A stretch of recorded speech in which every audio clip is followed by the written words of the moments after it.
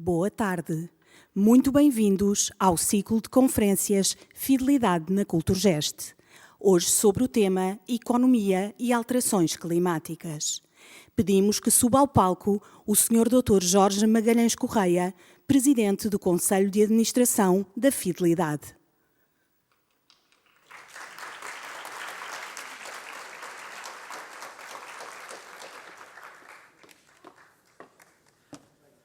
Olá, muito boa tarde a todos. Eu só vos quero dar as boas-vindas, prometo que vou ser muito breve e fico muito contente de ver esta sala ainda não está devidamente composta, mas já está composta com muita gente jovem, que é sempre um ânimo para quem está deste lado. Pois sejam muito bem-vindos às nossas conferências de fidelidade. Eu gostaria, enfim, de agradecer a vossa presença, em primeiro lugar, agradecer também o trabalho, o tempo e a dedicação que os conferencistas dedicaram a este seminário, este ciclo de conferências, e bem assim uma palavra de agradecimento aos curadores deste evento, a Liliana Coutinho, o Diogo Vieira da Silva, o António Alvarenga. Muito obrigado a todos. Nós escolhemos uma palavra para estas conferências que é mudar, e talvez poderá dizer-se que não fomos muito originais, porque se há algo que todos nós temos consciência é que o mundo mudou, o mundo mudou muito, o mundo mudou mais depressa do que teríamos imaginado e, francamente, na maioria dos aspectos, não podemos dizer que o mundo tivesse mudado para melhor. Mas há uma coisa que mudou para melhor. Refiro-me ao axioma, se quiserem, que dominou a vida empresarial nos últimos 50 anos.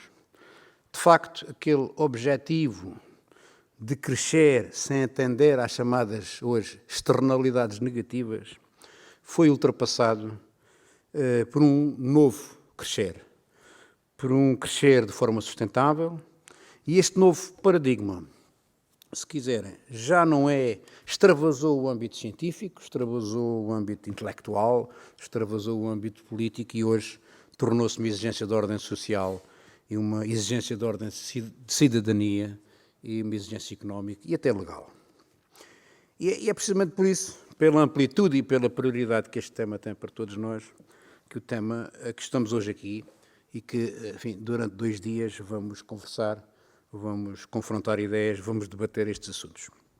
O primeiro dia vai ser dedicado às alterações climáticas, é hoje, às alterações, ao impacto que as alterações climáticas terão na economia.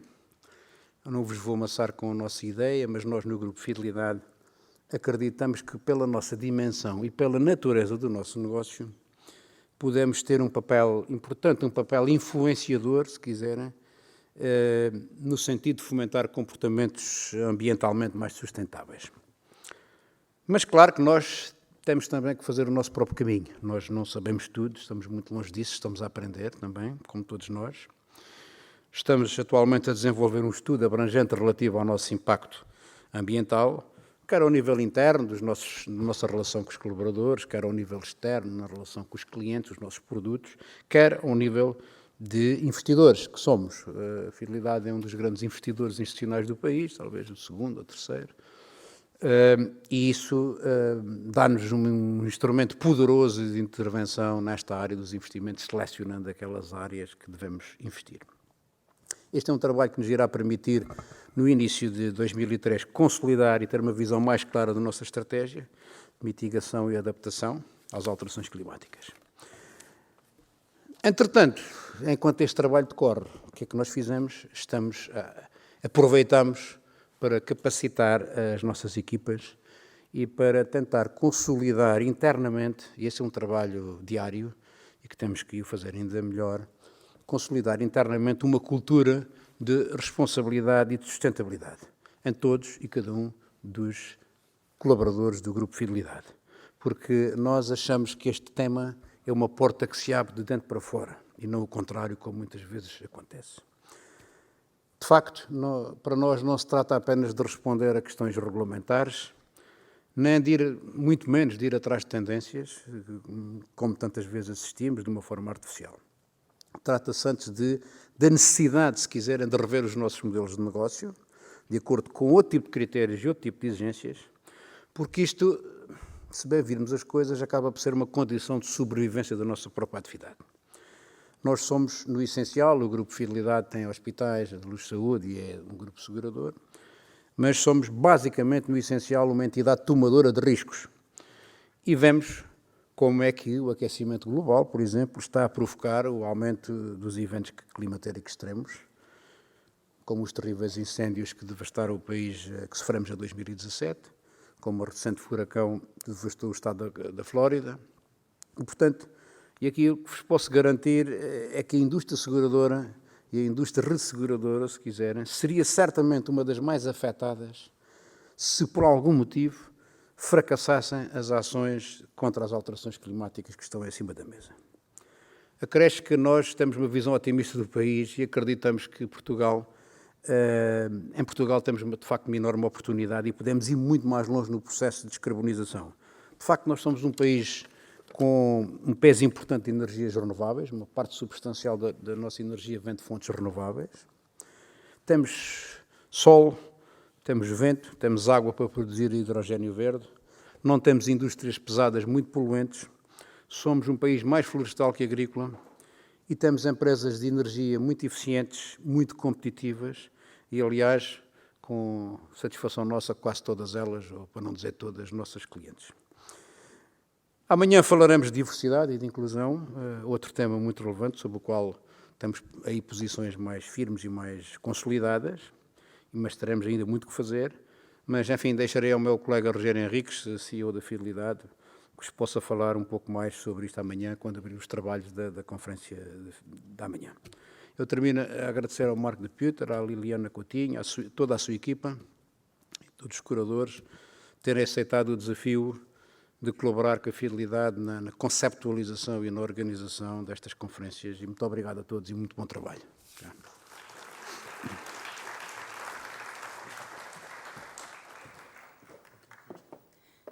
Pedimos que suba ao palco o Sr. Dr. Marco de Puter, Presidente do Conselho Diretivo da Fundação Caixa Geral de Depósitos Culturgest. Boa tarde. Também queria, em nome da Culturgest, agradecer a presença de todos, também a presença dos oradores e dos moderadores desta conferência, que vão, ao longo da tarde, partilhar as suas experiências e os seus pensamentos connosco. Agradeço a generosidade e o esforço de ter vindo até aqui. Também agradeço aos curadores deste ciclo, a Liliana e o António.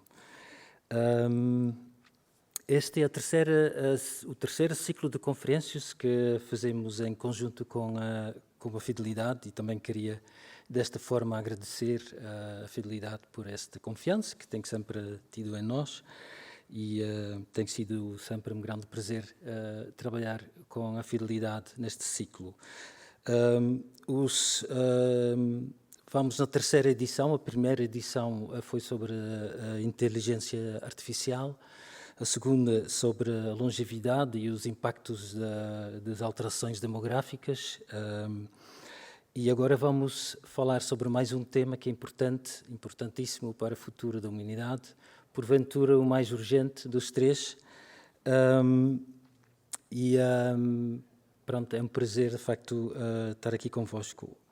Ontem saiu mais um relatório das Nações Unidas em que dizia que dos 193 países que se comprometeram com ações para mitigar as alterações climáticas, dos 193, só 26 estão no caminho certo relativamente para realizar os seus compromissos.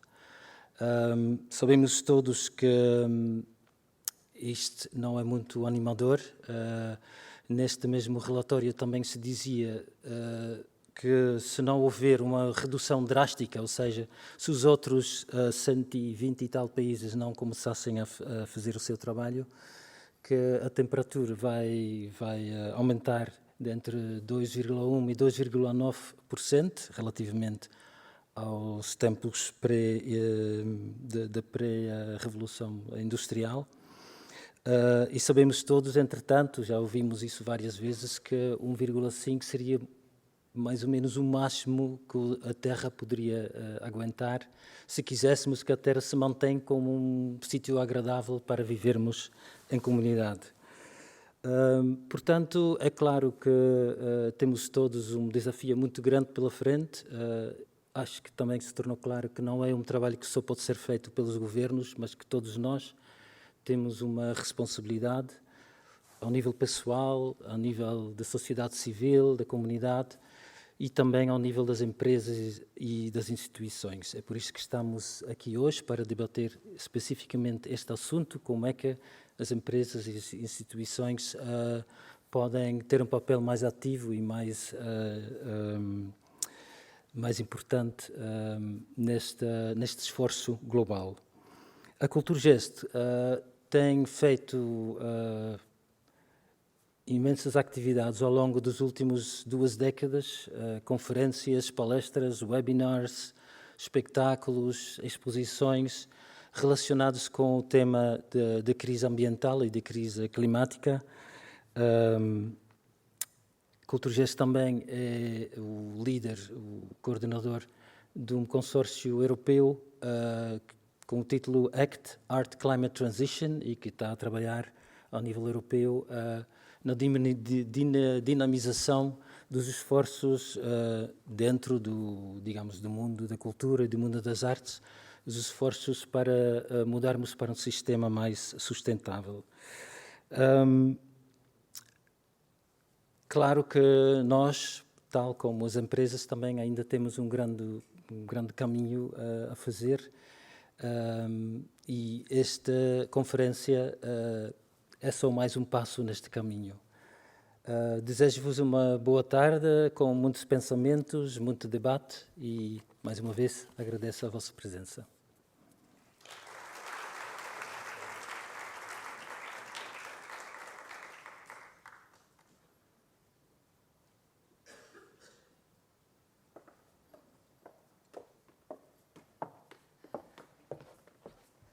Boa tarde.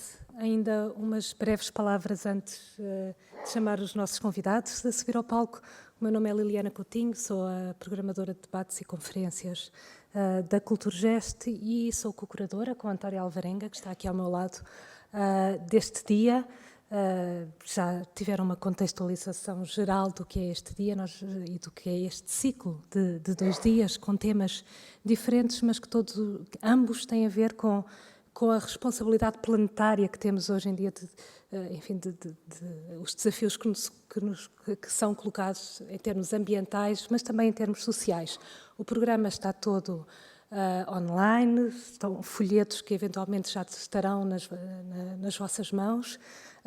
Eu, antes de passar aqui a palavra ao António, que é economista, que também tem bastante experiência nesta relação entre economia e ambiente, e que também tem esta experiência de pensar o futuro, de trabalhar na área da perspectiva, de criar cenários para o futuro, e é muito isso que nós estamos aqui a querer fazer. Queria também dizer que fico muito contente por ver esta mistura de gerações aqui, pessoas muito novas a acompanhar este debate, que têm sido também muito responsáveis, não é, para que este tema das alterações climáticas esteja na agenda. A vossa persistência é também muito importante para que estes debates estejam a acontecer.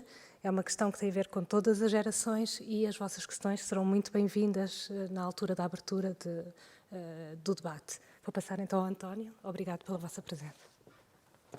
Obrigado, Liliana. Bom, agradecer a presença de todos, claro. Acho que fizeram uma boa opção ouvir e espero que possamos mostrar-vos isso. No fundo, quando nos encontramos e investimos uma tarde das nossas vidas numa sessão destas, à partida estamos a predispor-nos a abrir as nossas expectativas, a reforçar, a reconstruir as nossas expectativas sobre o futuro. E apesar do futuro não existir, não é como uma garrafa de água, essas expectativas retroagem sobre as nossas decisões no dia-a-dia. E é por isso que temos de ter muito cuidado com elas, não é? Perceber se elas ainda são válidas, se ainda são robustas, ou se são só preconceitos ou medos, etc. E essa discussão permanente sobre o futuro, com base no que sabemos hoje, é muito relevante, porque depois vai ser decisiva para o conjunto de decisões que tomamos no presente. O dia foi organizado, de manhã já tivemos um conjunto de workshops, alguns de vocês estiveram presentes, sobre alguns temas muito importantes, sobre, por exemplo, como não vender de forma manipulativa a sustentabilidade, o chamado greenwashing. Tivemos um workshop também sobre o moral do clima, um jogo que nos permite perceber que não sabemos tanto quanto pensamos sobre as relações entre o planeta, a energia, o clima, a economia, etc. E depois um workshop também sobre inovação e como é que podemos aprender com a natureza para procurar o novo. À tarde temos 2 diálogos, que nós chamamos de diálogos estratégicos, com pequenas apresentações dos nossos convidados, e depois um debate em que esperamos contar com o vosso contributo. O primeiro mais situado, uma reflexão mais situada nos aspectos da inovação e das instituições, como é que todas estas transformações que estamos a assistir e como é que as instituições, sejam elas públicas, privadas ou sociais,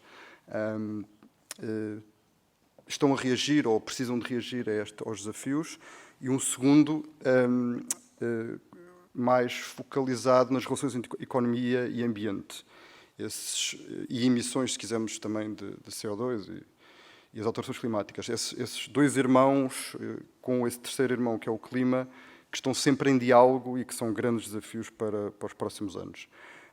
E finalizamos com a nossa keynote, com a Valerie Keller, que acredita que um grupo de pessoas, ainda que pequeno, mas muito motivado, e não é a primeira pessoa na história que acredita, pode mudar o mundo, e por isso vamos ouvi-la no final do dia e perceber quais são os seus argumentos.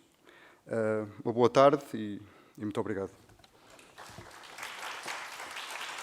Eu aproveito para chamar, então, os nossos convidados ao palco.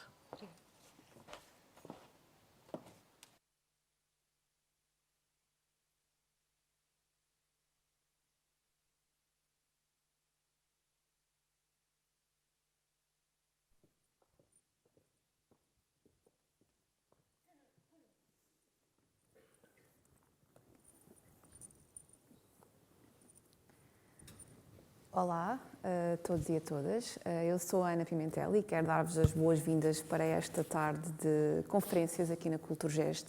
Vou começar por aproveitar já este tempinho para agradecer à Fidelidade, à Culturgest e à organização do Mudar pelo convite para estar aqui. Acredito que vai ser uma tarde muito interessante para todos, portanto, muito obrigada. Sejam muito bem-vindos a este evento e agora vamos aqui ao que interessa. No nosso painel de hoje temos 2 oradores. Vou começar aqui por apresentar a Sofia Santos. A Sofia é professora universitária no ISEG, é economista especializada em financiamento verde, climático e sustentável, é também consultora do Green Climate Fund das Nações Unidas para a África e ainda fundadora da Systemic. A Systemic é uma empresa que desenvolve projetos na área da sustentabilidade para outras empresas e instituições. Aqui também comigo tem o professor António Sarmento. O professor António Sarmento é doutorado em Engenharia Mecânica pelo Instituto Superior Técnico, onde também foi docente. É fundador e presidente da WAVEC Offshore Renewables, que tem aqui como missão criar também soluções sustentáveis para a economia azul, através da inovação e da transferência de conhecimento, e é fundador do Ocean Energy Europe. Sejam muito bem-vindos também a esta conferência do Mudar. Agora vou passar a palavra à Sofia Santos, que acredito tem aqui algo mais para vos dizer, e depois ao professor António Sarmento. Obrigada. Portanto, boa tarde a todos. O meu nome é Sofia Santos e, antes de mais, queria agradecer a presença de todos vós, porque, de facto, é muito bom estar numa sala grande e é bom que mais de 50% das pessoas que estejam na sala grande têm menos de 30 anos. Portanto, isso para mim é uma novidade e, portanto, muito obrigado por terem vindo e espero que no final do dia de hoje saiam daqui com mais ideias do que quando entraram. Ora bem, aquilo que me foi pedido foi para tentar responder a estas 2 perguntas. Se um futuro sustentável pode mesmo ser desenhado e qual é o real papel das instituições para promover este tal desenvolvimento sustentável que tanto falamos. Ora bem, eu sou economista como economista, começo por falar do PIB. Portanto, vocês podem ver neste gráfico aqui uma escala um pouco estranha, que é o crescimento do PIB mundial, e conseguimos ver que a partir de 1950 o PIB mundial parece que cresce de forma exponencial e como se fosse uma reta, certo?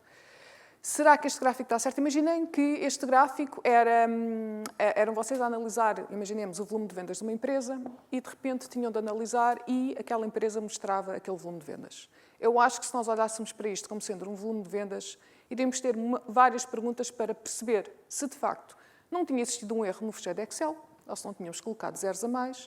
Tínhamos de perguntar porquê é que aquele crescimento aconteceu daquela forma, se aquilo é de facto viável e se vai continuar a acontecer, será que todo aquele volume de vendas, se fosse um volume de vendas, como é que está a ser conseguido?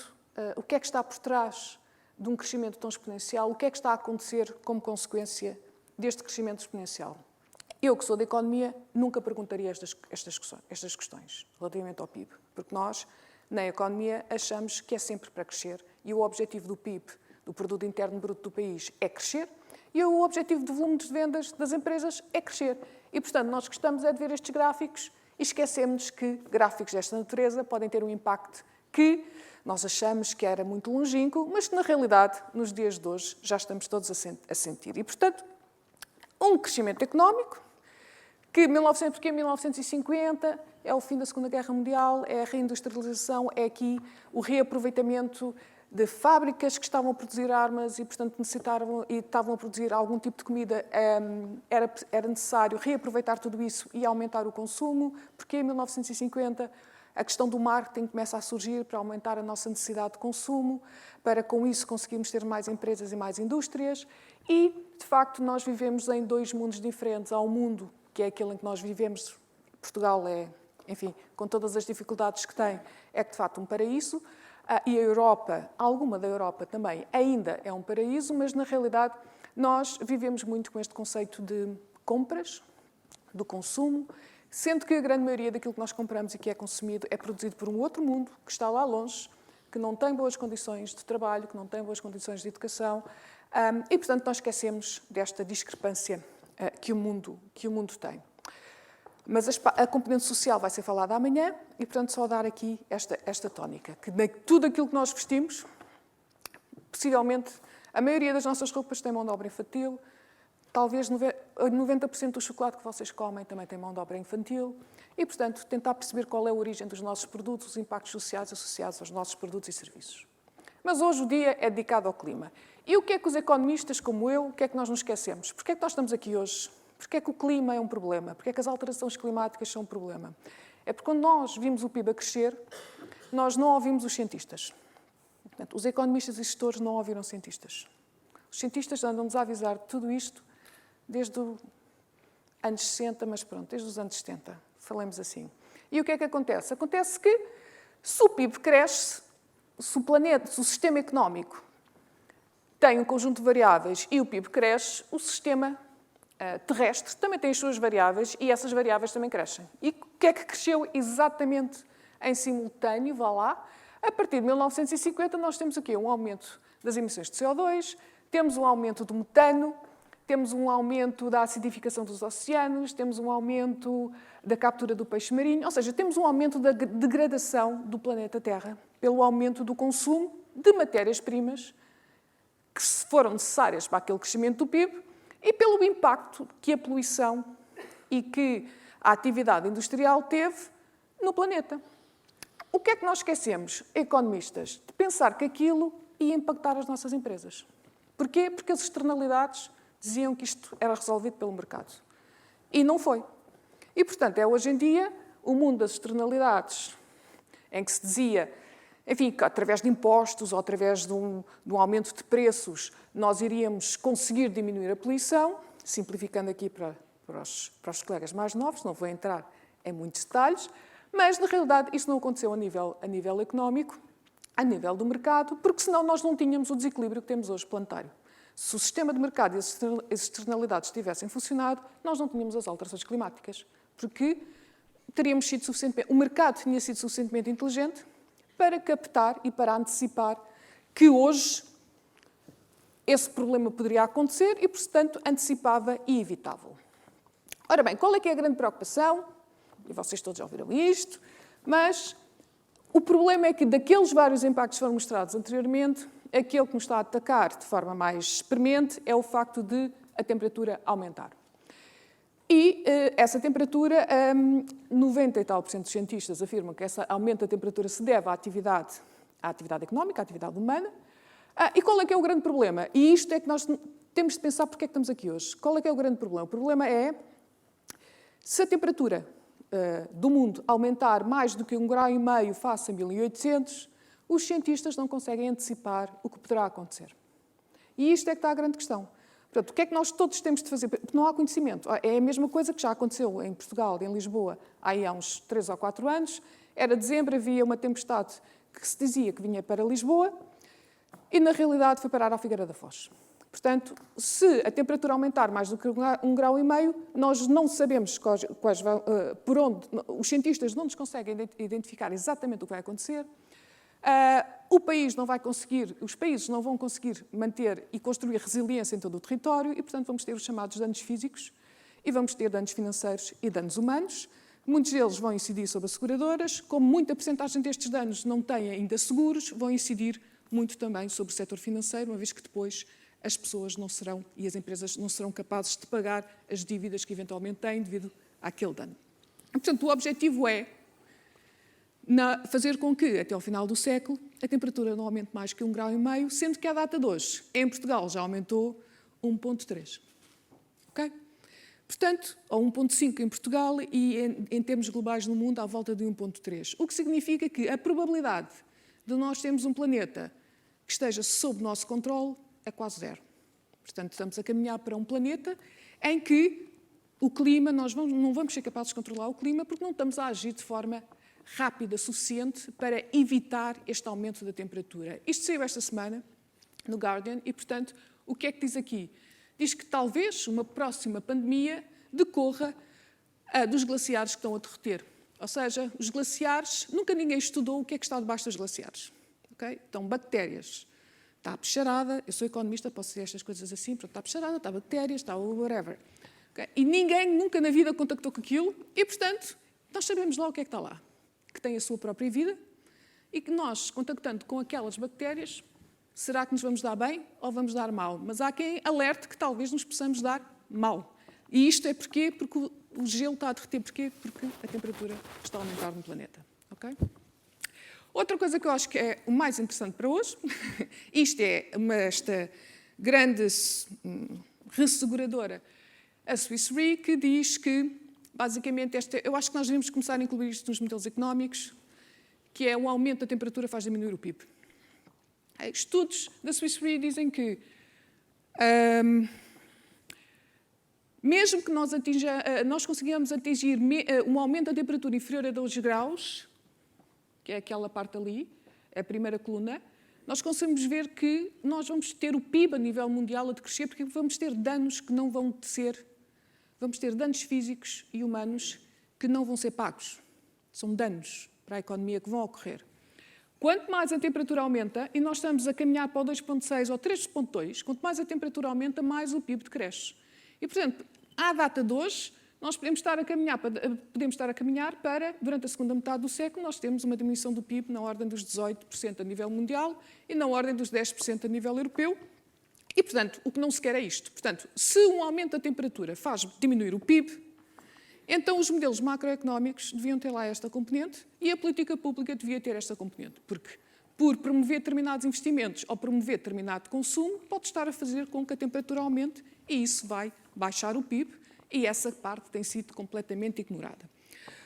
Outra parte relevante tem a ver com percebermos que mais de 50% do PIB mundial depende da natureza. Isto é o World Economic Forum a dizer, portanto não são ambientalistas nem radicais, são os homens e as mulheres de negócios, a maioria ainda são homens, mas cerca de 50% do PIB depende da natureza.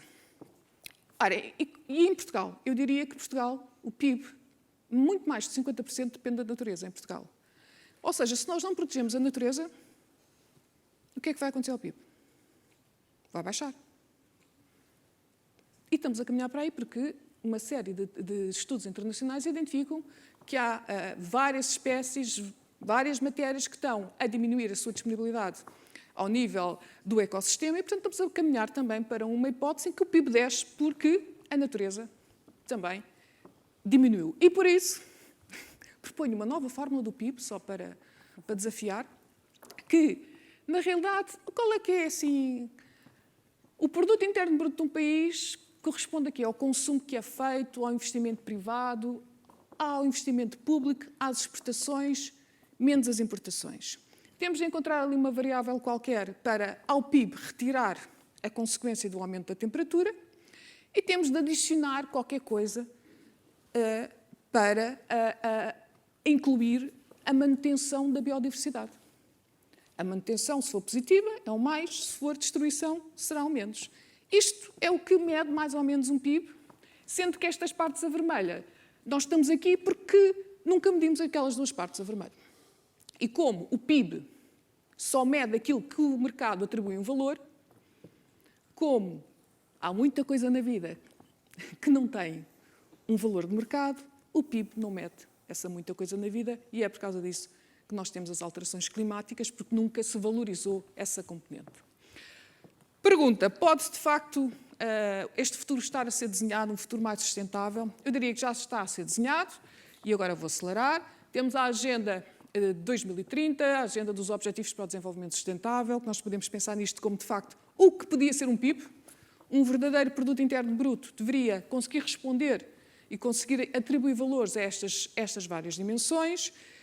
E temos também o Acordo de Paris, em que centenas de países concordaram que a única forma para a temperatura não aumentar mais do que 1,5 graus era se atingirmos a neutralidade carbónica em 2050. Ou numa primeira fase, durante a segunda metade do século. E depois a Europa antecipou 50 anos e disse que nós na Europa queremos ser neutros em carbono em 2050. E, portanto, é esse o desafio que nós temos. E em Portugal também tem um plano, tem um roteiro chamado Roteiro para a Neutralidade Carbónica que diz, ok, o que é que nós temos de fazer, ou qual é a nossa visão, onde é que nós queremos chegar e o que é que significa neutralidade carbónica para Portugal em 2050. Significa baixar muitas emissões de CO2 numa série de setores e implica aumentar o sequestro do CO2 através do sequestro natural ou, eventualmente, também de processos industriais. Eu sei que estes são números um bocado estranhos para o vosso lado, mas imaginem que todo o vosso consumo de eletricidade tem de ser de renováveis. Imaginem que os carros têm de ser todos elétricos, mas o mix energético nacional de energia elétrica tem de ser 100% renovável. Portanto, vivemos num mundo em que as emissões de CO2, pelo menos por parte da eletricidade, terão de ser nulas e é esse o objetivo. Como é que se acelera isto? A Comissão Europeia, em 2018, fez algo que ninguém deu conta. Estava tudo a dormir, basicamente, como normalmente estamos. E, em 2018, lançou este plano de ação para financiar um crescimento sustentável em que tinha 3 objetivos. E se vocês lerem, quem for mais interessado pela área da economia, dos mercados financeiros, etc., se vocês lerem aqueles 3 objetivos, parece que estamos a falar de um outro planeta. Ou seja, aqueles objetivos, a Comissão Europeia pretendia o quê? Transformar o sistema financeiro para reorientar os fluxos de capitais para projetos sustentáveis, introduzir os riscos ambientais e sociais quando estamos a analisar os riscos dos projetos e na análise de crédito e aumentar a transparência e a visão de longo prazo do setor financeiro, que nada disto se parece que diz ou que encaixa com aquilo que é a nossa percepção de como o setor financeiro tem vindo a ser desenvolvido. Não vou entrar no detalhe, só para vocês saberem que há imensa procura de mão de obra e de trabalho para trabalhar estas áreas, porque isto não é ensinado nas escolas. Ou seja, a nível europeu, para nós conseguirmos fazer esta passagem de um dinheiro para um dinheiro verde, ou seja, começar a financiar apenas projetos que sejam mais sustentáveis ou que estejam a caminhar para essa sustentabilidade, saíram vários regulamentos, várias diretivas e agora está tudo um bocadinho aflito para implementar tudo isto, porque tudo isto é novo e a maioria destes temas não foram aprendidos na escola. Para finalizar, a pergunta era, então e o futuro? Será que estamos a caminhar para esse futuro? Digo que depende. depende de vocês, depende de todos nós, não sei. O que é real é que os bancos centrais já fizeram cenários e existem 3 cenários principais. E isto eu acho que agora pedia para se concentrarem, porque isto não é fácil. Há o cenário, ou seja, visões do futuro. Há o cenário ordeiro, em que se assume o quê? Se assume que toda a regulação que eu há pouco acabei de referir é, de facto, abraçada, pelas empresas, e, portanto, todos nós caminhamos de uma forma acelerada para mudar os nossos comportamentos, para baixar as emissões de CO2 e para introduzir novas tecnologias. Ao fazer isso de uma forma um pouco mais acelerada, nós conseguimos não ter impactos físicos, isto é, baixar os desastres ambientais e etc. Isso é o chamado cenário ordeiro. Okay? Temos o cenário desordeiro, em que é um cenário em que nós andamos muito devagar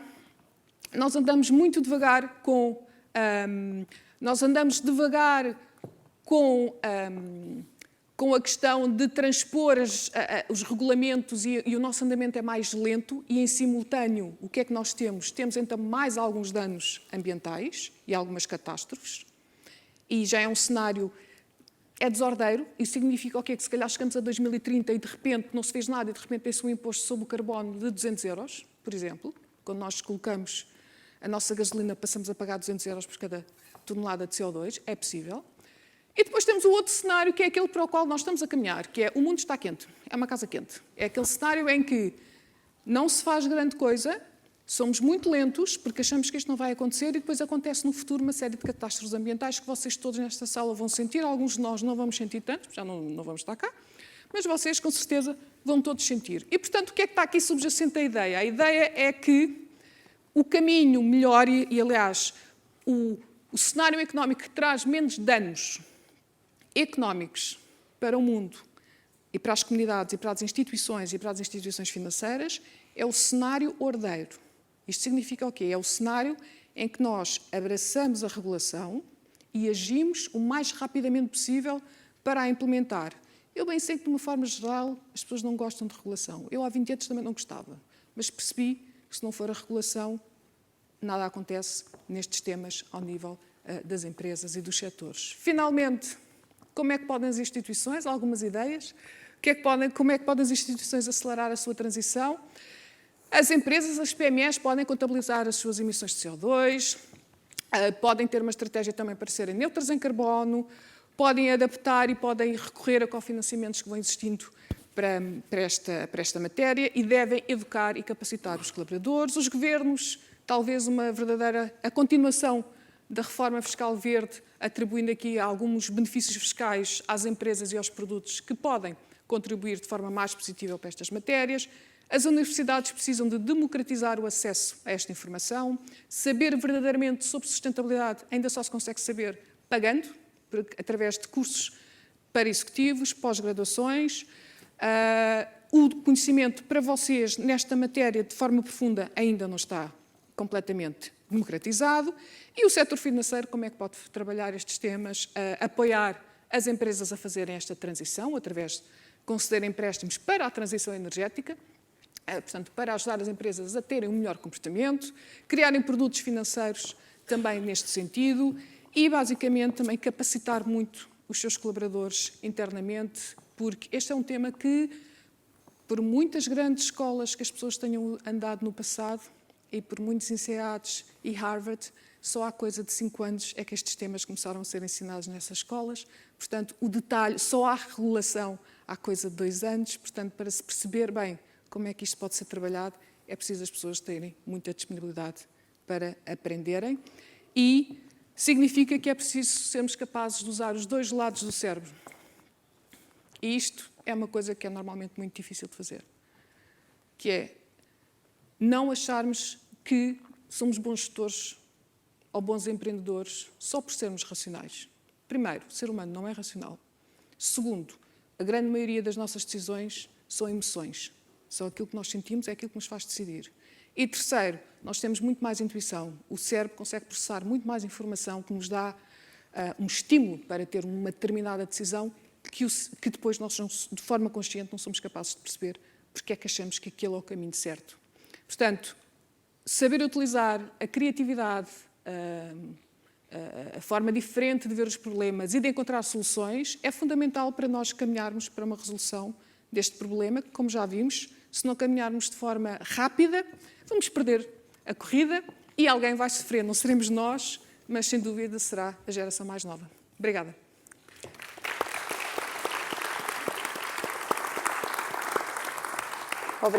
Obrigada, Sofia. Sofia já nos deu aqui muito que pensar. Espero que estejam aí a apontar as vossas ideias também. E agora, professor António Sarmento.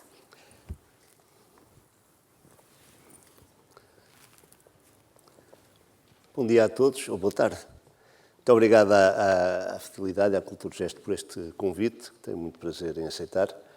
E também boa tarde a todos que estão aqui presentes para nos ouvir. Também me alegra muito ver uma plateia jovem, sobretudo aqui deste lado direito. Acho que é um bom sinal. Eu queria começar por dizer que a minha formação, já foi dito, eu sou engenheiro. Os engenheiros olham para as coisas de uma forma um bocadinho distintas dos economistas. Portanto, vem dar aqui uma visão muito pessoal.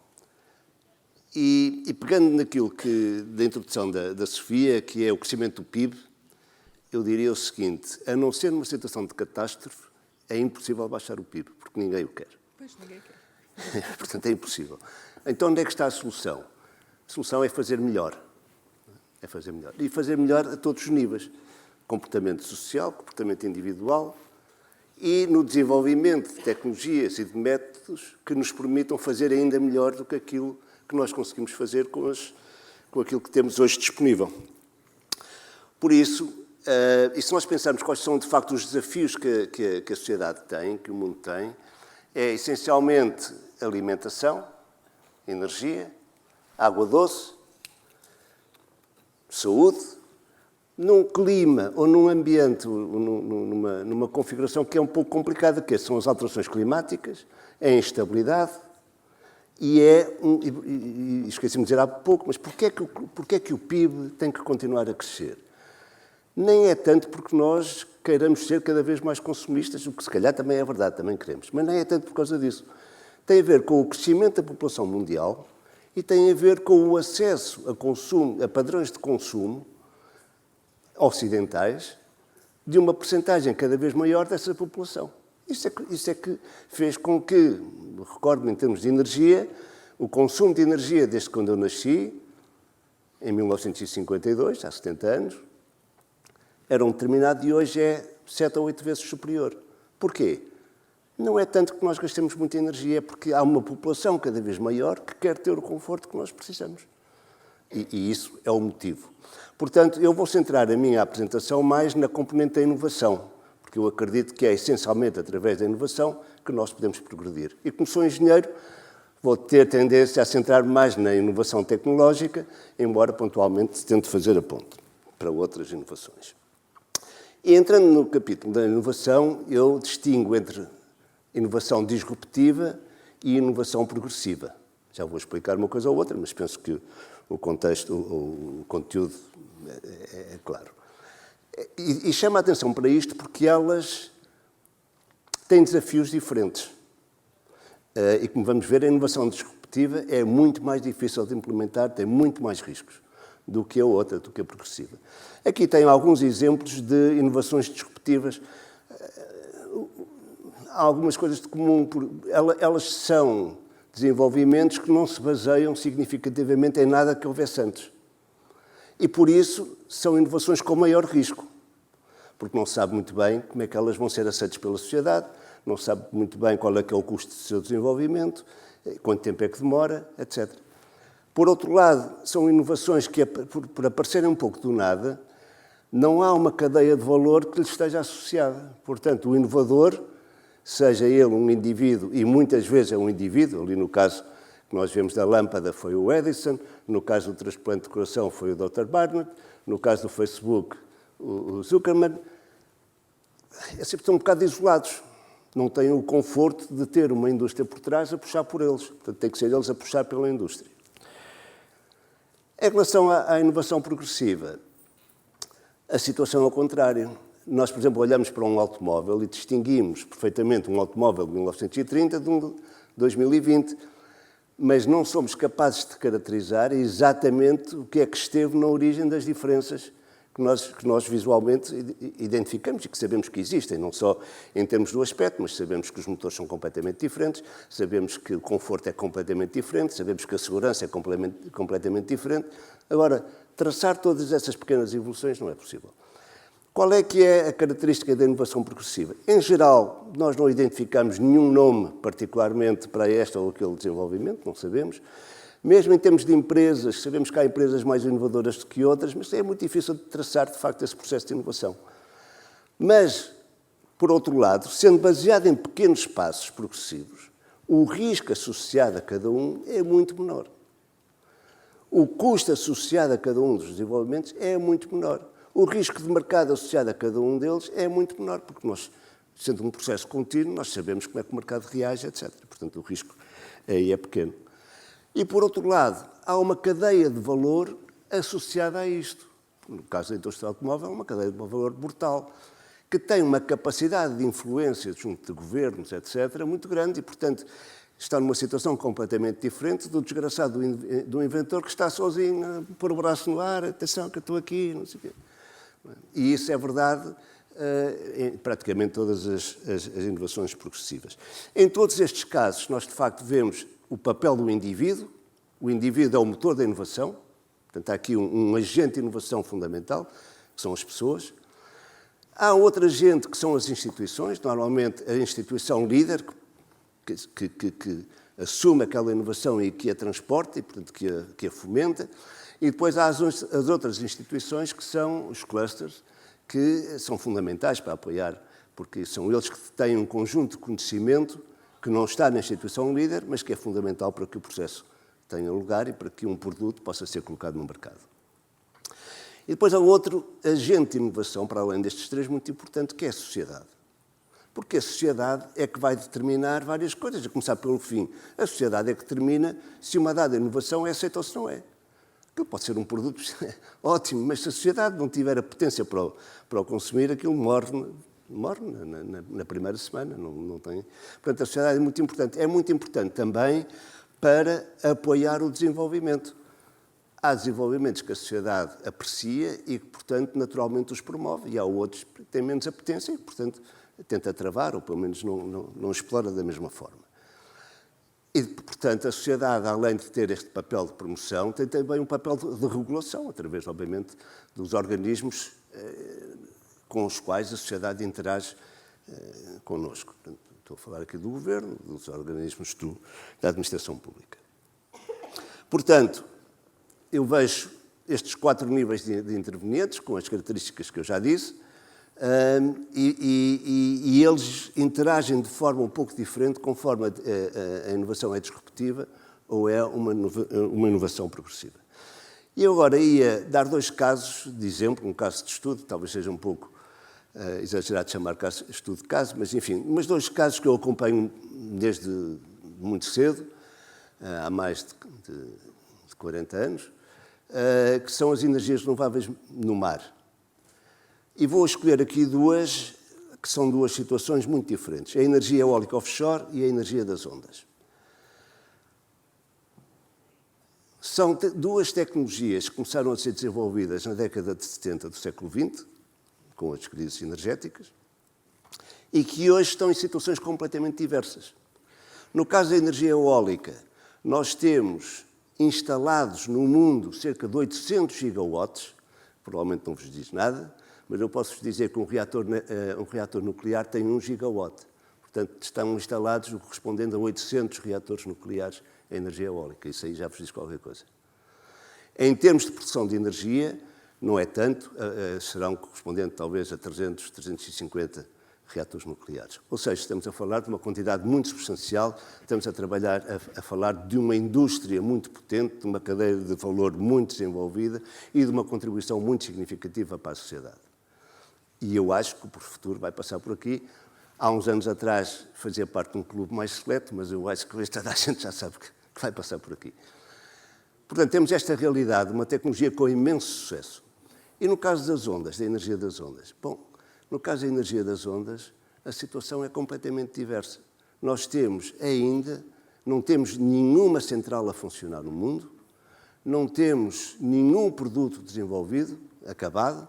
O que nós temos são tecnólogos que estão a desenvolver, alguns numa fase já avançada, sistemas que estão a testar no mar. Mas isto é um processo que se desenrola desde o ano 2000. Portanto, nos últimos 20 anos, temos sucessivamente visto empresas a testar tecnologias e a não terem sucesso. Ou por diversas questões, não interessa agora.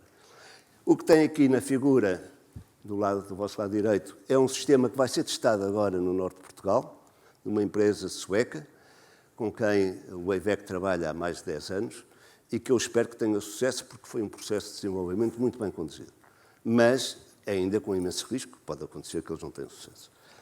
Portanto, temos aqui duas tecnologias que aproveitam energia no mar, portanto, parece mais ou menos a mesma coisa, mas um teve um sucesso enorme e o outro não teve um sucesso enorme. E eu agora vou tentar explicar porque é que isso, em meu entender, resultou assim. No caso da energia eólica, o processo começou com turbinas pequenas, de 30, 40, 100 kW, portanto, coisas que os inventores, enfim, quem desenvolvia isto, conseguia construir na sua casa, com um pequeno investimento e tal. E, portanto, aquilo foi ganhando experiência e dos 100 kW passou-se para 1 MW, para 2 MW, 3 MW. O megawatt são 1000 watts, 1000 kW, portanto, estamos a falar de 10 vezes mais, 20 vezes mais, 30 vezes mais. E tudo em terra. E trabalhar em terra é relativamente fácil, quando comparamos com trabalhar no mar. A passagem para o mar aconteceu por volta do ano 2000, um bocadinho antes, foi feita inicialmente em águas muito pouco profundas, 3, 4, 5 metros de profundidade, em que a turbina, em vez de estar assente no fundo, na terra, em terra, estava assente no fundo do mar.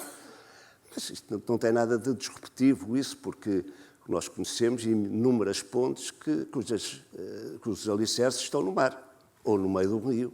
E, portanto, isso, a tecnologia, na altura conhecida, portanto, foi um processo tranquilo. Depois, quando se foi para águas mais profundas, enfim, a estrutura teve que ser um bocadinho mais reforçada, mas os tripés também são estruturas conhecidas, portanto, nada disso foi complicado. E quando se passou para águas ainda mais profundas, isso aconteceu em 2010, portanto, ao fim de 10 anos de desenvolvimento da energia eólica offshore, foram-se colocar as turbinas em plataformas flutuantes. Mas isso também era conhecido, porque a indústria petróleo e gás usa há décadas soluções de plataformas flutuantes para pôr lá os equipamentos que são necessários para extrair o petróleo. Portanto, aquilo foi um passo também relativamente pequeno. Portanto, ou seja, neste caso estamos claramente num desenvolvimento numa inovação progressiva. Portanto, pequenos passos dados. E, portanto, esses pequenos passos, sendo dados e sendo pequenos, mais uma vez, são relativamente fáceis de ser compreendidos pelos investidores.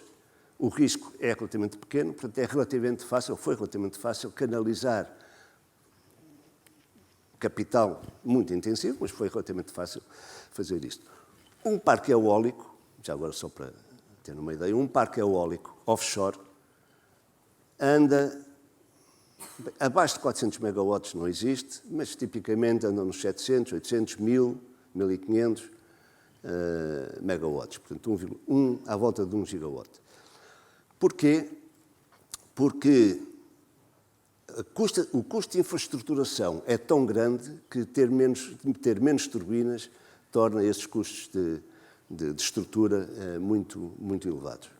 E isto são investimentos tão elevados que, normalmente, uma empresa de energia elétrica não vai sozinha, faz parceria com outros, precisamente para reduzirem o risco.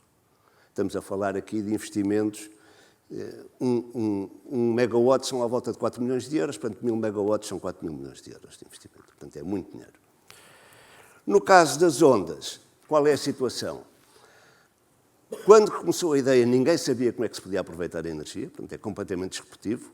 Houve uma grande diversidade de conceitos, houve muita gente a dizer isto pode-se fazer assim, isto pode-se fazer acolá e tal. Portanto, para aí uns 10, 15, 20, atualmente haverá mais de 100 invenções distintas relativas à energia das ondas. Qual é a consequência disto? Primeiro, é uma grande dispersão de esforço, quer de recursos humanos, quer financeiros, uma grande dispersão. Portanto, não foi possível ainda convergir em nenhuma tecnologia, embora aquela que está a ser mais desenvolvida atualmente é esta que está aqui no meio, Oscillating Bodies, como veem, esta aqui que está ali no meio. É aquela que está agora a ser mais considerada. Mas, portanto, dizia-vos que essa grande diversidade, obviamente, não ajudou. Por outro lado, também não é possível desenvolver um sistema de energia das ondas e testá-lo em terra. Para fazer isso tem que ser no mar. Quando vocês vão para o mar, têm custos que são 1 ordem ou 2 ordens de grandeza superiores àquilo que é o desenvolvimento em terra. Não só os custos, mas os riscos, porque quando se vai para o mar, nunca se sabe bem o que é que se vai encontrar. Portanto, é frequente ir fazer uma operação e ter que se voltar para trás porque o mar não permite que essa operação seja feita no mar. Há questões de sobrevivência, enfim, por tudo isso é 1 ordem ou 2 ordens de grandeza mais caro desenvolver no mar do que em terra. E depois, sendo um processo inovador, não há uma cadeia, não há uma indústria dedicada a isto. Portanto, aquele conforto que a energia eólica começou a ter, a partir de certa altura, não existe aqui. E agora, mais recentemente, o facto da energia eólica offshore se ter desenvolvido tanto, porque neste momento já temos 34 gigawatts de energia eólica offshore instalados, 34 são 34 geradores, reatores nucleares instalados, o equivalente a isso, em potência. Isso significa que as empresas, os investidores, veem com muito menor risco fazer um investimento num parque eólico que num parque nas ondas. E, portanto, é muito mais difícil conseguir canalizar investimento privado para a energia das ondas. E, portanto, há aqui, claramente, um problema de subfinanciamento nesta forma de energia, mas a consequência é esta que vos disse no princípio. Uma é uma realidade industrial insufismável e a outra está ainda a dar os seus primeiros passos. Vamos lá ver se terá sucesso. Finalmente, a pergunta: haverá um futuro sustentável? Eu, além de ser engenheiro, sou um otimista. E, portanto, sendo um otimista, eu digo que sim, que há. Mas tenho alguns argumentos, acho eu. Onde é que eu vejo que porque é que eu vejo que há um futuro otimista? Não quer dizer que seja fácil e que sejam favas contadas, não é nada disso. Mas eu acredito que nós consigamos chegar lá. E associo isso muito, precisamente, a desenvolvimentos tecnológicos. Nós hoje temos uma capacidade de monitorização do que se passa absolutamente extraordinária. Não é só com dados de satélite, mas com dados medidos localmente, em equipamentos ou em agricultura. Portanto, isso permite-nos ser muito mais eficazes a fazer qualquer coisa ou a operar qualquer coisa. Não só a existência de dados, mas a capacidade de trabalhar grandes volumes de dados. Portanto, o Big Data, a inteligência artificial, o machine learning, etc., vão-nos permitir controlar ao pormenor, no futuro, praticamente tudo em que nós, enfim, desculpa a expressão, metemos as mãos. Praticamente tudo. E vamos conseguir criar os gêmeos digitais, que é aquilo que vem ali, uma plataforma offshore, e o gêmeo digital. O que é o gêmeo digital? É a construção de estou-me a faltar no termo, de um programa informático que representa ao detalhe aquilo que uma coisa real faz. Não só porque descreve tudo aquilo, mas também porque está continuamente a ser alimentado por dados que estão a ser medidos no real. E isso permite, precisamente, tornar a operação de todos estes sistemas muito mais eficazes. Nesse sentido, nós falamos em agricultura de precisão, podemos falar em aquacultura offshore de precisão, etc, etc. Porquê? Porque nós controlamos ao detalhe. Isto é, por exemplo, na agricultura de precisão, nós não regamos um pomar ou não adubamos um pomar por igual. Nós sabemos cada árvore em que estado é que está e, portanto, damos o suficiente a cada árvore para que ela cumpra com sucesso a sua missão de fazer frutos ou o que for. Portanto, essa capacidade para sermos muito mais eficientes do que somos até agora, para mim, é um fator muito positivo e que eu vejo associado aos problemas que eu referi. Alimentação, energia, água doce, etc. E mesmo as alterações climáticas vão passar a ser mais facilmente identificadas e controladas, espero eu.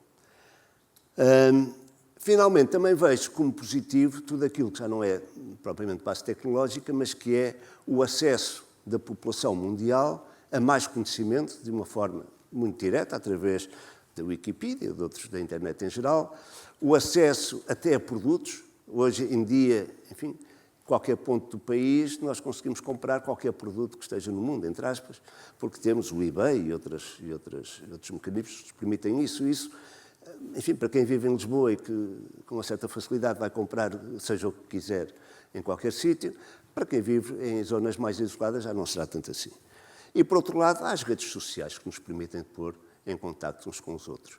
E uns com os outros não só na nossa sociedade, enfim, em Portugal ou em Lisboa, o que quiser, mas também pelo mundo fora. Portanto, eu acredito que todos estes elementos acabem por aumentar a nossa interdependência e a nossa solidariedade com os outros e, com isso, contribuir precisamente para termos um mundo melhor, um mundo mais sustentável, de menor risco, porque, no fundo, aquilo que a Sofia referiu, e com toda a razão, o nosso maior problema hoje é o nível de risco em que vivemos. E pronto, fico por aqui. Muito obrigado.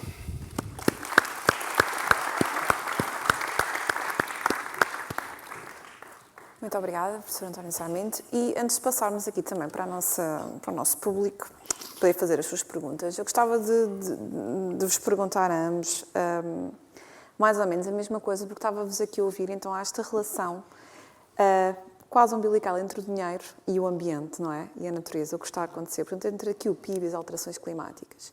O que é que vem primeiro? É o capital ou a urgência climática? Ou é ao contrário? É esta urgência climática que vai fazer com que o dinheiro se mova pela inovação, pela tecnologia, pelas empresas, pelas instituições que querem combater estes fenómenos? Sofia, o que é que acha?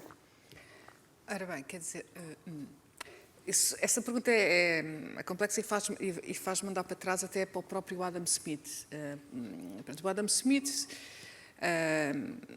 enfim, filósofo, economista, que, de certa forma, criou o conceito da mão invisível que levou àquilo que nós achamos que é a economia de mercado.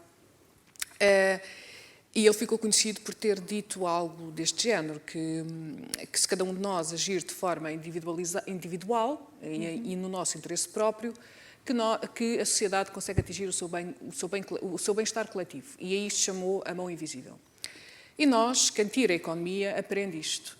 Acontece que ele só escreve uma vez no livro dele a expressão mão invisível, e ele, antes de ter escrito este livro, que é A Riqueza das Nações, ele escreveu um outro, que é a Teoria dos Sentimentos Morais, em que ele define que o cidadão é um ser ético que sente prazer em ver a felicidade do outro. Portanto, ele primeiro define como é que nós somos. Somos um ser ético que sente prazer em ver a felicidade do outro. Depois escreve um outro livro em que define então como é que cada um de nós interage, e isso faz a criação de um dito mercado, em que para ele a questão do individualismo não é aquilo que nós percebemos na economia, percebemos hoje em dia. Ele, quando fala cada um de nós é um ser individual, não está a apelar ao egoísmo, que foi aquilo que passou um bocadinho para o contexto da economia de mercado. Ele está, na realidade, a apelar ao empreendedorismo. Ele está a dizer que cada ser tem a capacidade de fazer a diferença, de ser um empreendedor, de criar coisas novas, e assume que esta pessoa tem prazer em ver a felicidade dos outros e, portanto, à partida, eu não vou fazer nada para magoar o outro, porque senão eu não vou sentir tanto prazer e a minha função de utilidade vai ser menor. Ora, o que é que nós na economia esquecemos de ensinar? Isto. Portanto, nós esquecemos de ensinar o fundamental da teoria de Adam Smith, que é que ele tem na base a ética e o respeito pelo outro e esta noção que nós até ficamos mais felizes e mais contentes por fazer o outro feliz. Ora, nós na teoria económica retiramos isto completamente. Retirando isto, o que é que acontece? Nós nunca nos preocupamos com a felicidade dos outros, de uma forma genérica. Aliás, nas universidades de economia não nos ensinam isso. Ensinam-nos a maximizar a utilidade, ensinam-nos a maximizar o lucro, nunca nos ensinam que devemos diminuir o impacto sobre os outros. Isso levou, então, a um conceito errado de teoria de economia de mercado, que não é o conceito de economia de mercado de Adam Smith, levou ao conceito de economia de mercado que nós temos hoje e que leva a imensas falhas de mercado, nomeadamente o facto do clima ser uma falha de mercado no sentido que ninguém ligou nenhuma. E porquê? Porque nós não nos preocupamos que o clima pode fazer alguém infeliz. O que é que está a acontecer agora? A única maneira, agora está a acontecer que, então, como o clima está a impactar as empresas, então, mais uma vez, é o ponto de vista egoísta. Como o clima impacta as empresas, então as empresas já estão a querer, vamos lá ver como é que vamos evitar com que este clima nos impacte mais. E então chega-se à conclusão, finalmente, que o dinheiro que faz girar o mundo também faz girar o clima. Portanto, então, se eu quero ter um clima com menos risco e menos alterações climáticas, eu tenho então de colocar o dinheiro alinhado com projetos que vão baixar este risco ambiental. Portanto, eu não sei se respondi de forma muito direta à sua pergunta. Acho que sim, porque... Não, acho que sim, porque de facto a ideia que dá é que, ok, por base, nós deveríamos ter começado a pensar nisto de raiz. Mas na verdade o que aconteceu foi, ao gerarmos tanto capital, tanto consumismo, tantas empresas megalómanas, e até que o professor António Sarmento deu aqui, mostrou algumas, nomeadamente até as tecnológicas, só depois de termos gerado todo este dinheiro é que de repente começámos a perceber que isto estava a ter um impacto no clima e, portanto, aí teve que ser... E esse impacto do clima, que já sabemos há muitos anos, mas que não temos ligado, como agora o clima começou a impactar as empresas, então, que é a chamada dupla materialidade, mas pronto, então sim, uma vez que as alterações climáticas começam a impactar as empresas, então despertamos para a coisa. Exato, quando já se calhar devia estar ali na raiz da ideia.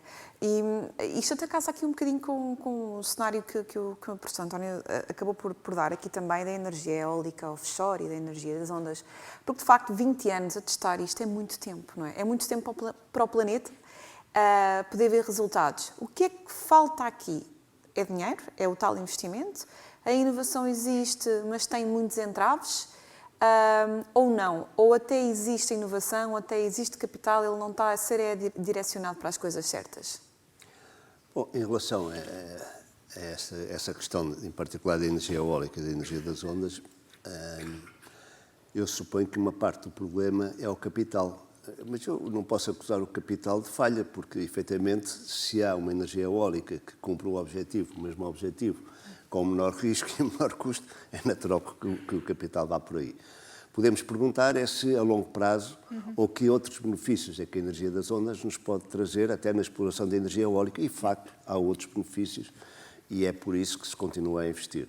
Os benefícios são, por exemplo, de complementaridade da fonte, isto é, quando não há vento, as ondas são muito mais estáveis do que toda outra. Quer dizer, eu, se tiver ondas hoje, daqui a 3 dias vou ter ondas e, portanto, há uma estabilidade de vários dias, portanto, as ondas não desaparecem, nem aparecem assim do nada.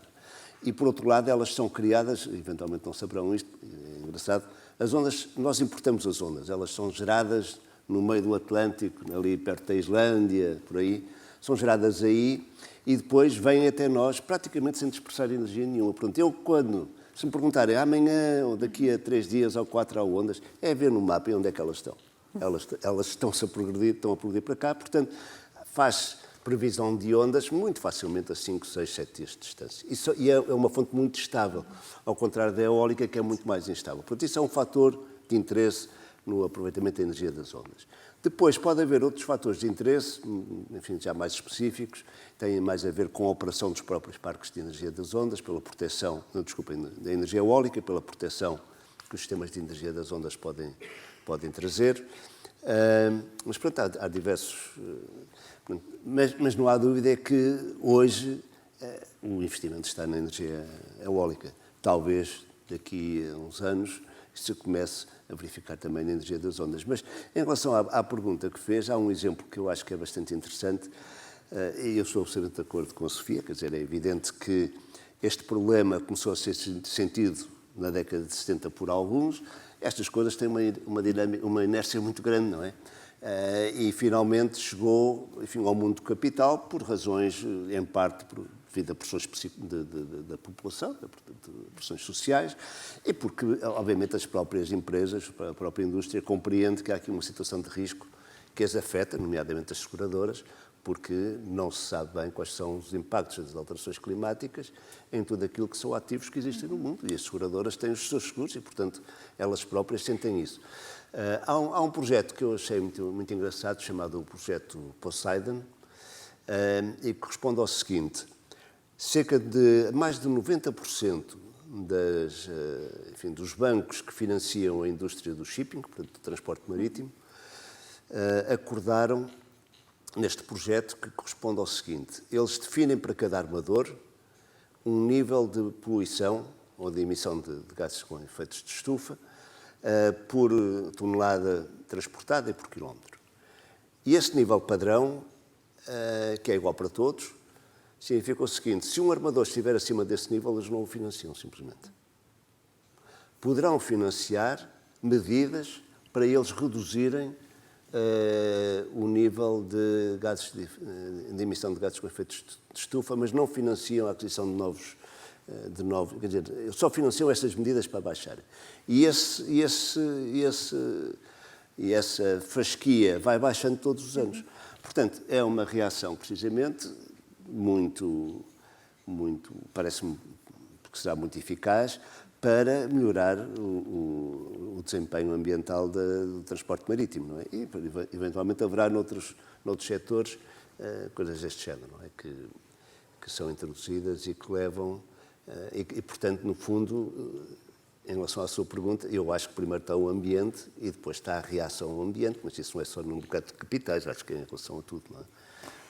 Estava aqui a lembrar-me que realmente nós temos tanto mar, e até também aqui com a apresentação que a Sofia fez deste problema dos glaciares, não é? Que até pode ser a próxima pandemia e realmente o aumento da subida da água do mar é uma preocupação a todos os níveis. O que é que o professor faria, assim, de urgente? O que é que consideraria? Imagine que tinha todo o capital do mundo disponível para poder agir, com brevidade. Qual é que seria a sua primeira ação para podermos usar este recurso imenso que é o mar a tantos níveis também, porque aqui entra a questão da energia, mas entra também a biodiversidade e o aproveitamento para tantas coisas, tantos mercados diferentes. O que é que faria primeiro? O que é que seria mais urgente? Bom, quer dizer, a pergunta, obviamente, que exige uma resposta mais pensada do que aquilo que eu vou dar. Mas eu diria o seguinte: acho que há uma coisa que é muito necessária, que é ter dados. E, portanto, eu investiria em dados. Nós, aqui na Portugal, enfim, conhece de alguma forma a sua zona económica exclusiva, mas de uma forma muito limitada. Por exemplo, vou dar 2 exemplos. Ninguém mediu, ou não é público, a EDP neste momento tem, porque tem um parque eólico offshore, mas não é conhecido qual é o regime de ventos no mar. E o regime de ventos é essencial para determinar se um determinado local é ou não conveniente para o aproveitamento da energia das ondas. Por um motivo, é que a energia eólica é proporcional ao cubo da velocidade. E o cubo da velocidade significa que um erro de 1% na medição do vento dá um erro de 3% no retorno económico. E um erro de 1% é pouco, mas se for um erro de 5% ou 10%, logo vem que torna inviável qualquer investimento. Isso não é conhecido. E um país que diz que, enfim, pretende, ainda bem, que se pretende lançar agora um leilão para 10 gigawatts, não é? Falo sem um conhecimento muito aprofundado do regime de ventos que tem. É evidente que nós sabemos aproximadamente qual é o regime de vento, porque hoje em dia há modelos matemáticos que dão isso, mas uma coisa é o modelo matemático, outra coisa é a medição. Da mesma forma, nós não conhecemos qual é o perfil de temperatura da água na coluna d'água. Quer dizer, quando eu venho da superfície cá para baixo, qual é a temperatura? Isso é crítico para a aquacultura. Eventualmente não saberão, mas há 2 parâmetros determinantes na aquacultura. É a temperatura da água, a qualidade da ração. A temperatura da água determina se o peixe cresce ou se não cresce, porque o peixe não controla, penso eu, suficientemente bem a sua temperatura. Portanto, se a temperatura for fora do seu padrão, ele fica parado, não cresce. E a qualidade da ração, porque nós depois vamos comer o peixe e queremos comer uma coisa saborosa e não outra coisa qualquer. E, portanto, nós não conhecemos, só há... Isto são dados, eu fiz esta pesquisa há uns 5 anos atrás. Só há um ponto na nossa costa, que é em Leixões, durante o qual foi medido durante 1 ano o perfil de temperaturas em profundidade da superfície, talvez a 50 metros ou 100 metros de profundidade. Não há em mais nenhum ponto. E, portanto, quando se fala também da aquacultura offshore, cria-se aqui logo uma pequena barreira, que é exatamente quais são as condições. Mais uma vez, é conhecido o perfil de temperaturas através de modelos numéricos, mas não real. Portanto, eu acho que medição de dados, conhecimento é muito importante. Não é? Por outro lado, devíamos evoluir rapidamente para criar zonas no oceano que fossem... Eu utilizo um nome que os biologistas não gostam nada, que é zonas marítimas beneficiadas. Eles dizem que não é possível fazer melhor que a natureza, portanto o beneficiado está aí a mais. Mas, basicamente, qual é o meu conceito? O meu conceito é que nós podemos ter, numa determinada região, podemos ter um parque eólico, que produz energia, podemos ter a aquacultura de algas, que produz alimentos, matéria-prima, e que, além disso, absorve o CO2 da atmosfera. Podemos ter produção de aquacultura de bivalves. Os bivalves, essencialmente, o que fazem é filtrar a água, portanto, melhoram a qualidade da água, mas criam alimentos. E, obviamente, podemos ter também a aquacultura de peixe. Esse é que já não tem assim nenhum efeito benéfico. Mas se eu tiver isto e tiver um gêmeo digital daquela região, portanto, se tiver aquilo bem instrumentado e se tiver modelos que integram toda essa informação, eu posso dizer esta área é uma área que está boa do ponto de vista ambiental, quer dizer, esta área está protegida, está mais do que protegida. Eu estou a absorver CO2, eu estou a filtrar água, portanto é uma área beneficiada, e é nesse sentido que eu digo. E o que é que isso pode querer dizer? Pode querer dizer que qualquer coisa que seja produzida naquela água tem um selo de qualidade que os outros não têm. Portanto, isto é uma coisa que eu já ando a falar nisto há um ano e tal. Há muitos entraves aqui, porque obviamente que um dono de um parque eólico quer estar sossegado e não ter outros utilizadores ali à volta, por causa precisamente do nível de investimento que representa e eventualmente até por causa da forma como os seguros vão reagir a isto. Quer dizer, se você tem aqui um investimento de 4 mil milhões de euros, ou de 3 mil ou 2 mil milhões de euros, e agora vem aqui uns tipos que têm um investimento da ordem de se calhar de 100 ou 200 milhões de euros, mas que podem perturbar aqui, aumentar o risco, nós vamos-lhe subir o prémio de seguro e, portanto, aquilo do ponto de vista do dono do parque, se calhar não é interessante. Mas é um caminho que eu acho que vai ter que ser seguido. E é interessante que, portanto, há aqui também esta visão um bocadinho de comunidade, sim. Ou seja, de aproveitar recursos de um para estimular recursos porque isto depois também tem um outro impacto, que é a criação de emprego associado a isto. Não é? Claro. E também vai ali um bocadinho àquela questão do Adam Smith, que realmente é estarmos contentes também com a felicidade do outro, não é? Portanto, ter a ver aqui estas sinergias de bem-estar e de comunidade. Eu adorava fazer-vos mais perguntas, mas estamos a ficar aqui um bocadinho sem tempo e gostava também de ouvir desse lado quem é que tem perguntas para fazer aos nossos oradores, quais são as vossas ideias. Já temos ali uma levantada, ali outra também. Portanto, já temos duas.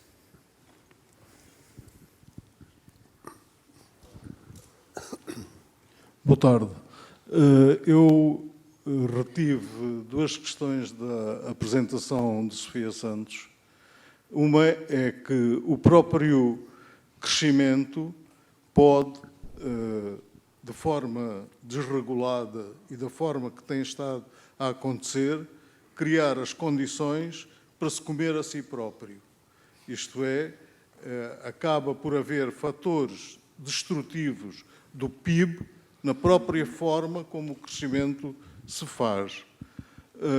O outro quadro que eu retive foi o das perspectivas assustadoras que temos pela frente, em que, por um lado, podemos ter uma transição que ela chamou de ordeira, mas há duas outras situações e não estamos livres de chegar à hot house, em que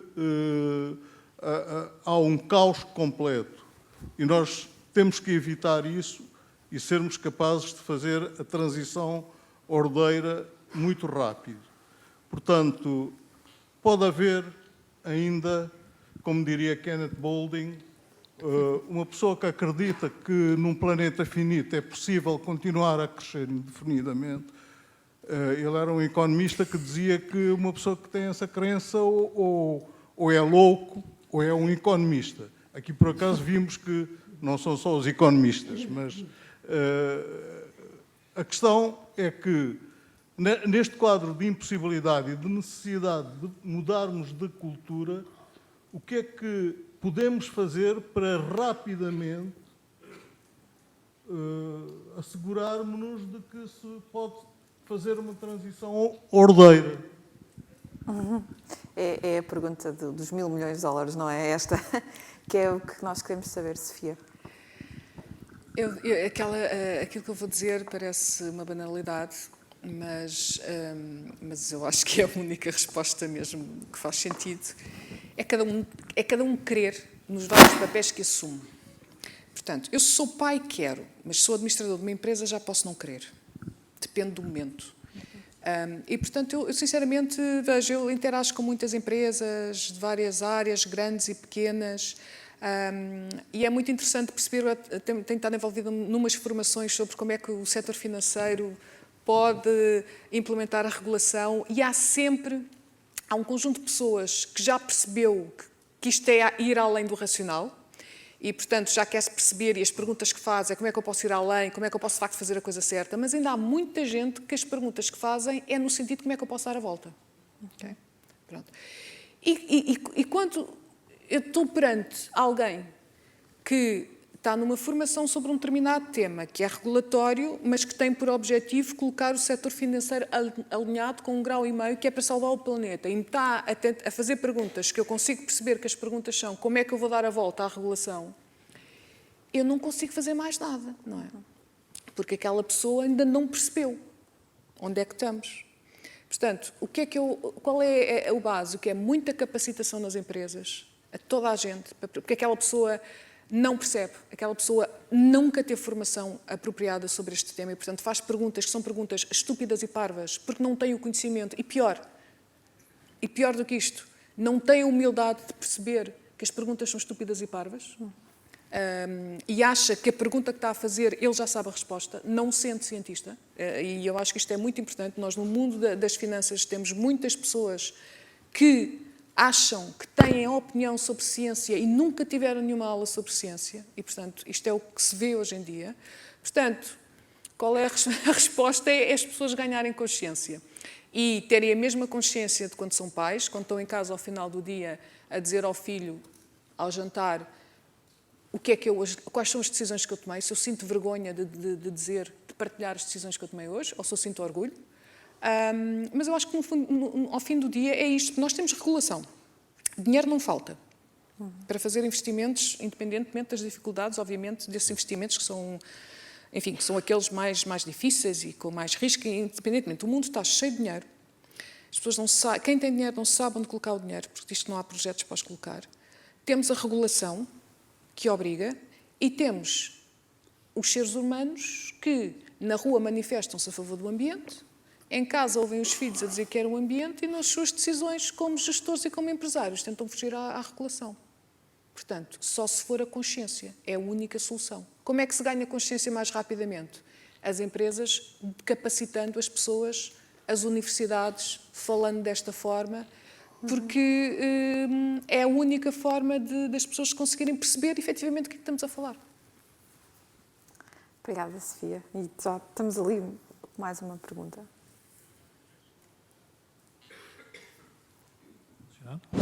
Está. É uma pergunta para a Sofia Santos. A Sofia Santos fez uma intervenção onde exprimiu a sua preocupação e nos mostrou um cenário que é objetivamente preocupante. Depois o António Sarmento fez uma intervenção bastante mais otimista e só nos referiu exemplos positivos daquilo que a tecnologia fez, deixando uma esperança daquilo que a tecnologia poderá fazer. Portanto, uma intervenção onde colocou a tónica nos technofixes que existem ou existirão. A minha pergunta para a Sofia Santos é esta: depois de ouvir o António Sarmento, e imagino que terá ouvido já outras intervenções deste tipo, e lido muitas outras, depois de ouvir o António Sarmento, ficou mais ou menos preocupada? Eu mantive o meu grau de preocupação porque é tal história. A tecnologia está disponível, dinheiro há, a regulação existe, a pressão internacional existe. Então, porquê é que nós estamos a caminho de 3,2 graus? Porque nós não queremos mudar. É a única... Perante estas perguntas e perante os factos, então, quer dizer, os decisores não estão a fazer as mudanças à velocidade dos recursos que estão disponíveis. Nós temos tecnologia, temos dinheiro, existem investidores, temos regulação, o próximo quadro comunitário vai ter critérios, só vai emprestar dinheiro a empresas que não danifiquem significativamente o ambiente. Portanto, temos um contexto todo que é o ideal. E mesmo assim, estamos a caminho dos 3,2 graus, mesmo com esta tecnologia toda disponível. Porquê? Porque o ser humano não quer. Não quer alterar a sua zona de conforto hoje. E acha que este problema não o vai atingir. E acha que vai atingir, não pensa, não se preocupa com o futuro. Não é porque acreditamos no Tecnofix. Eu acho que nem é isso. Eu acho que nem é por acreditarmos que a tecnologia vai resolver. Eu acho que é mesmo por zona de conforto. Estamos tão confortáveis. Eu acho que só saindo da zona eu costumo dizer que só saindo da zona de conforto é que nós conseguimos evoluir. Não é? Só sentir da dor dos outros, só indo à África e perceber como é doloroso, só ir a bairros para perceber como é difícil, só estar em casas que não têm isolamento térmico para perceber que é muito duro dormir numa casa em Lisboa sem isolamento, no inverno, só experimentando. Só até visitando, se calhar algumas, estou-me a recordar das imagens que a Sofia mostrou, das fábricas que muitas vezes recorrem a mão de obra infantil e a condições deploráveis dos seus colaboradores para trabalhar. Exatamente. Pronto. Essas experimentações, experimentar, viver, sentir e perceber como é que o outro está. A maioria de nós não tem essa oportunidade, porque eu chamo isso oportunidades, que são oportunidades de ver como é que o mundo acontece, não é? Essa falta de empatia gera-nos um desligar completo com este problema que já desde os anos 70 é falado e que nós continuamos a tomar as decisões lentamente. É como aqueles filmes, não é? Um meteorito está a vir e nós achamos que está toda a gente errada, menos os cientistas. Eu acho que agora os economistas acham que têm a pólvora, como sempre, e os cientistas a dizer que não, e nós achamos que sabemos fazer contas e que sabemos opinar sobre fatores de ciência sem nunca ter tido uma aula de ciência. Portanto, eu não estou otimista de todo, apesar da tecnologia estar disponível. Posso comentar aqui? Claro, sim. Está a esquecer dos decisores políticos e da forma como é feita a distribuição. Boa tarde. Como é feita a distribuição das receitas públicas? Basta olhar para o orçamento e para ver que a parte que vai parar a redistribuição ou ajudas em termos de melhorias de eficiências energéticas é muito limitada. Não lhe parece que isso também... E o exemplo que eles dão é totalmente errado e contrário e funcionam em função do eleitorado e da perspectiva de ganharem eleições no futuro? É exatamente isso, e temos estes dois pontos, que é, por um lado, o político funciona há 4 anos, não é? E é o eleitorado, só que o eleitorado, os mais jovens, ainda se vão manifestar para o sítio errado. Eu digo isto sempre em todos os sítios, com tudo o que é politicamente incorreto, que é, não se manifestem em frente ao Ministério do Ambiente, manifestem-se em frente ao Ministério das Finanças, porque o problema está nas finanças, não está no ambiente, e sem dúvida, ou seja, os políticos até têm uma mente a médio prazo, que é de 4 anos. Há muitos gestores que, devido à pressão de apresentar resultados trimestrais, ainda têm uma mente a 4 meses, que ainda é pior. Portanto, o que é que está em cima da mesa? É de facto isso. Os decisores, de um modo geral, têm estímulos que não são os estímulos focados para o futuro, têm os estímulos focados para o passado.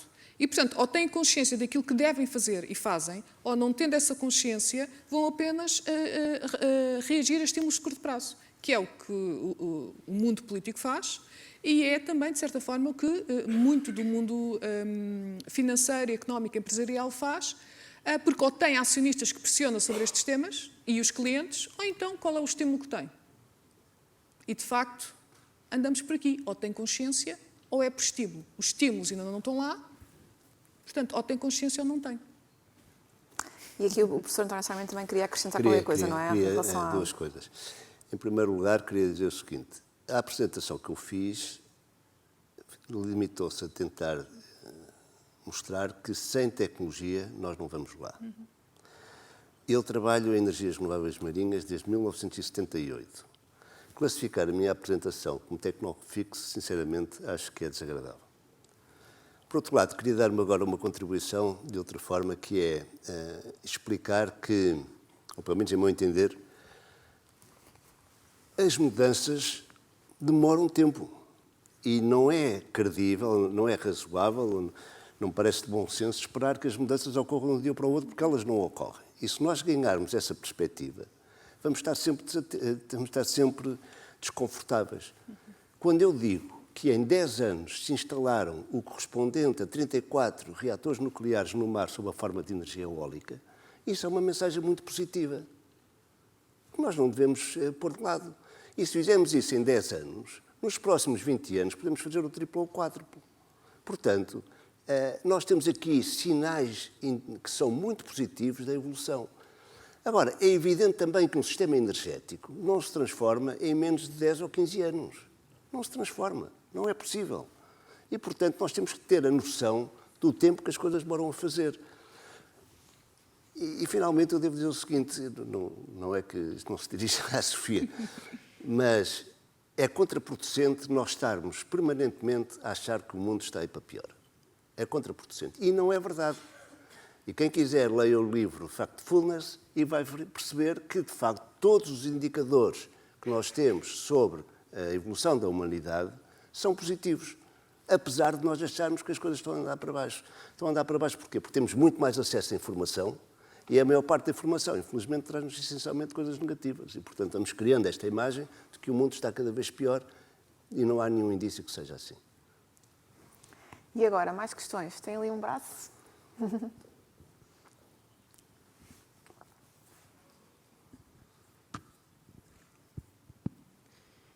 Boa tarde.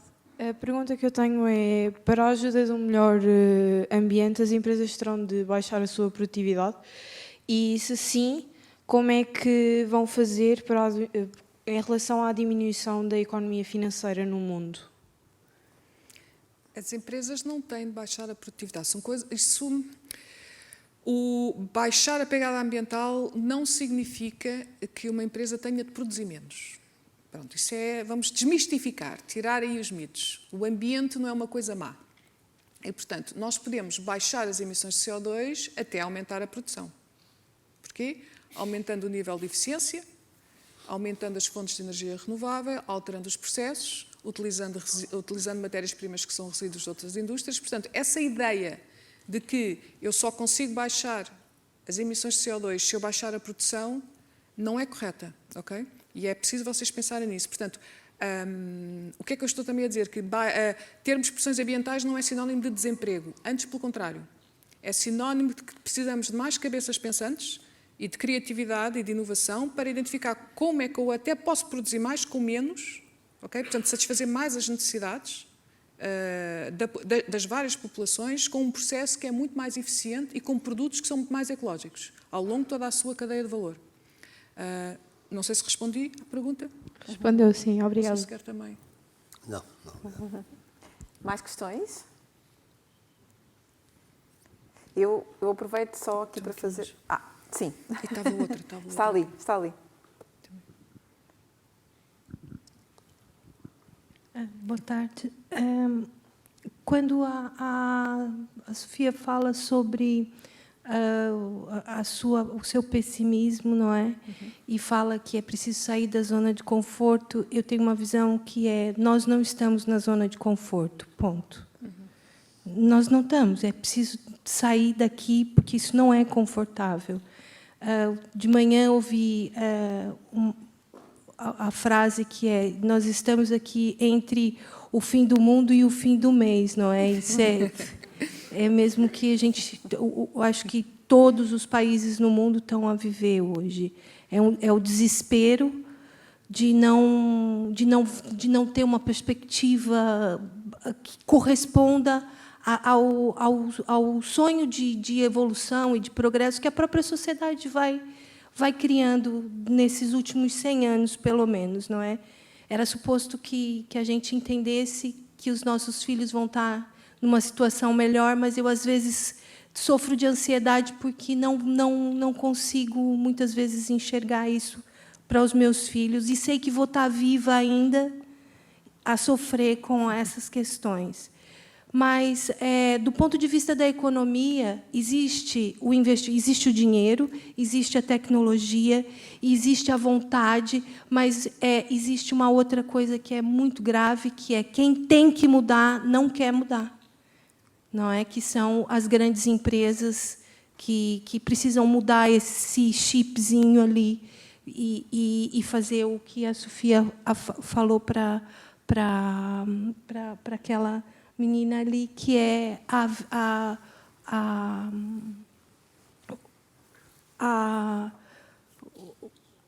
entender que a gente pode conseguir uma economia verde e pode continuar a produzir, não está relacionada à produtividade e essa mudança de paradigma da economia, né?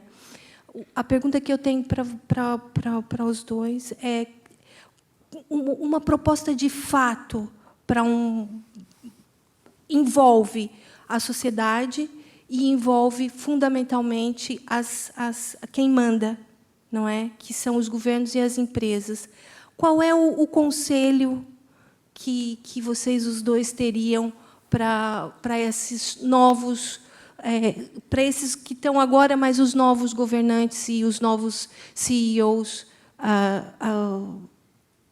para conseguir cumprir com esse desafio da economia verde? Obrigada. No fundo, um conselho para unir todos estes players, ou seja, para unir empresas, instituições e também a sociedade. Exato. Portanto, no fundo, qual é a cola que pode colar estas áreas todas e contribuir para que, de facto, haja esta economia verde?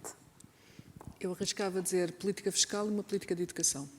Se tivermos uma política fiscal, as empresas reagem. Se tivermos uma política de educação, o conhecimento surge.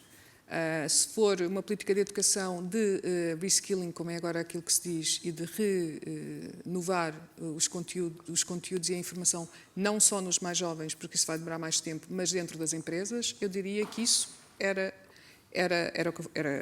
aquilo que eu acho que é o mais sentido. Portanto, dentro da reforma fiscal verde, incentivar também e comunicar às empresas o que é que elas podem fazer, cofinanciar isso e capacitar as pessoas com conhecimento para perceberem o que é que têm de fazer, para saberem fazer as perguntas às pessoas certas.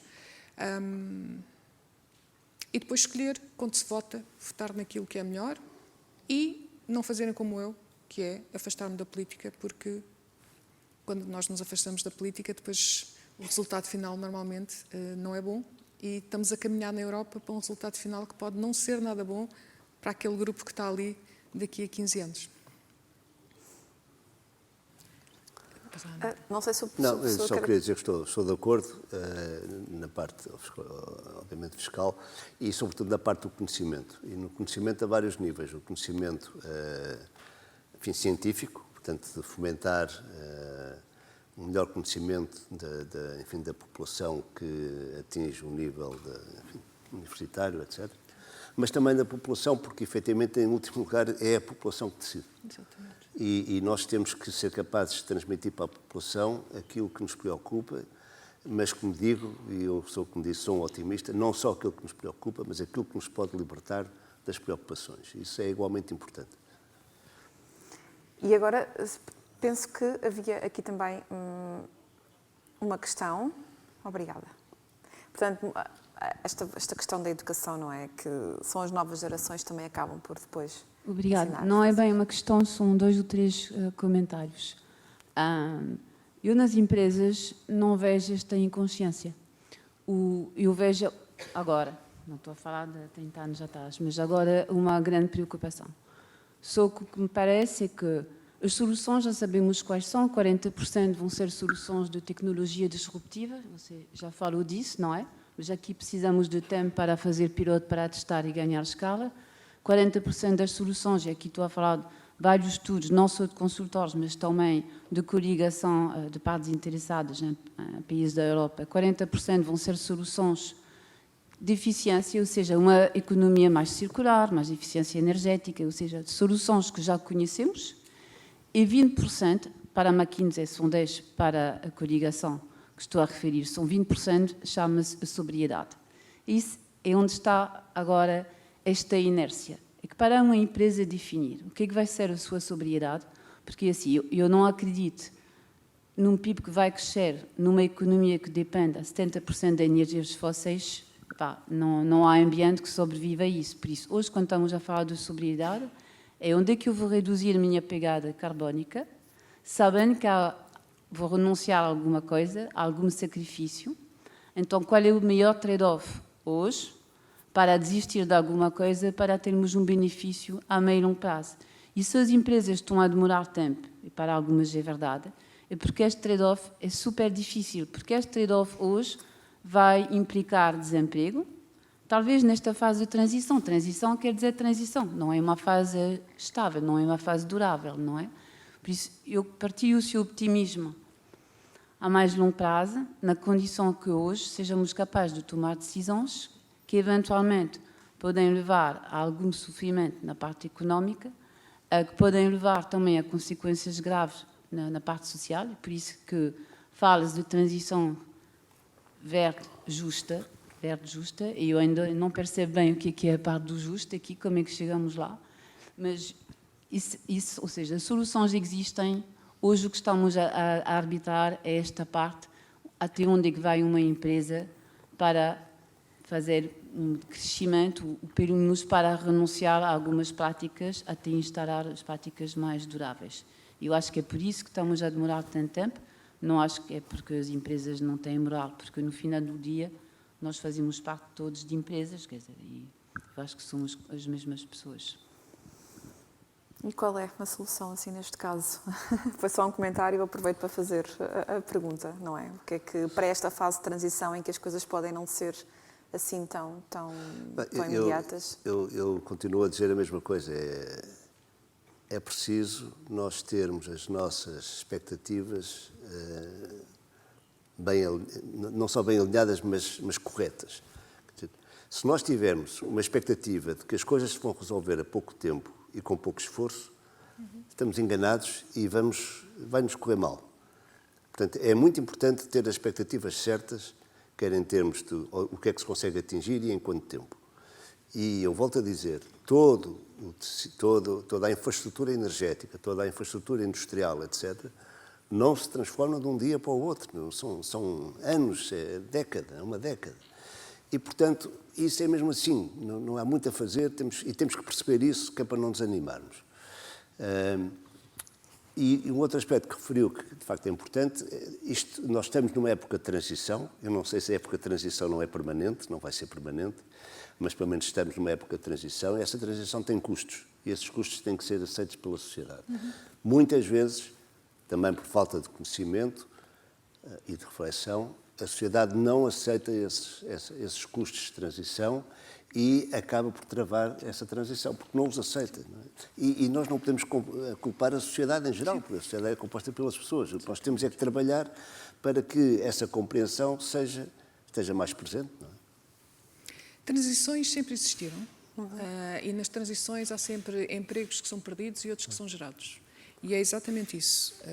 Atualmente, porque temos mais acesso à informação, etc., a sociedade tem muito mais dificuldade em aceitar que estamos nesse processo de transição e se calhar as entidades governamentais, com mais informação que têm, se calhar também poderiam tentar colmatar os impactos negativos, antecipando que daqui a X anos há um conjunto de pessoas que vai ficar sem emprego, ou que os empregos são outros, etc. Isso por um lado. Portanto, transições sempre existiram e estamos apenas numa outra. Depois, relativamente à questão do negativismo ou positivismo aqui do meu statement, aquilo que é preciso fazer é ter coragem para agir rapidamente. As coisas não se mudam de um dia para o outro, mas nós já temos esta informação desde os anos 70. Portanto, eu não estou aqui a dizer que é o fim do mundo. Eu estou aqui a dizer que se não fizermos nada, é o fim do mundo. Okay? Portanto, e podemos optar por não fazer nada, mas é uma decisão consciente. Optamos por não fazer, tudo bem. Sabemos que daqui a 15 anos estamos aqui numa hothouse e, enfim, vai ser quente e vai ser catastrófico, vamos ter tempestades, vai haver danos, casas partidas, fogos, mas foi uma opção que nós decidimos fazer, não tomar as decisões aceleradas hoje. Portanto, aqui a minha questão é, há dinheiro, pelos vistos há consciência, há tecnologia, então porquê é que estamos a caminho dos 3,2 graus centígrados? A minha única questão, então, é acelerar as decisões, porque elas demoram tempo a serem implementadas, mas nós também já temos esta informação há mais de 50 anos. Portanto, está na altura das decisões serem feitas e temos regulação que nos obriga a isso e, mesmo assim, tentamos fugir da regulação porque é complexa e traz custos adicionais. Só queria dar aqui um pequeno comentário, que eu estou em desacordo com a Sofia. Mas nós às vezes tendemos a ver estas questões sobre o nosso prisma, de uma sociedade que, apesar de tudo, vive confortavelmente e que é suficientemente rica para, entre aspas, se preocupar com isto. Mas se olharmos para o resto do mundo, há muita gente em que a prioridade não é esta, é outra. E é outra que é de viver um bocadinho melhor. Portanto, eu penso que isso é parte do problema, não é? E, por outro lado, essas populações são aquelas que vão sofrer mais com as alterações climáticas. Portanto, essas populações que agora estão a tentar, enfim, conseguir ter uma vida um bocadinho melhor, são exatamente aquelas que vão sofrer mais com os nossos impactos. Mas que têm dificuldade em reagir, não é? E que não reagem sequer. E eu lamento imenso ter de quebrar este momento. E também vi que tínhamos aqui ainda algumas questões, mas não vamos poder continuar porque já estamos mesmo em cima, já passámos a nossa hora. Eu espero que, de alguma forma, consigam colocar, talvez, as vossas questões aqui aos nossos oradores, talvez num coffee break ou até, chegando a vocês, não sei, pela internet, pelas redes sociais, se estiverem disponíveis. Pelos vistos, este tema dava para mais 2 horas de debate e peço desculpa a quem não teve oportunidade para colocar a sua questão.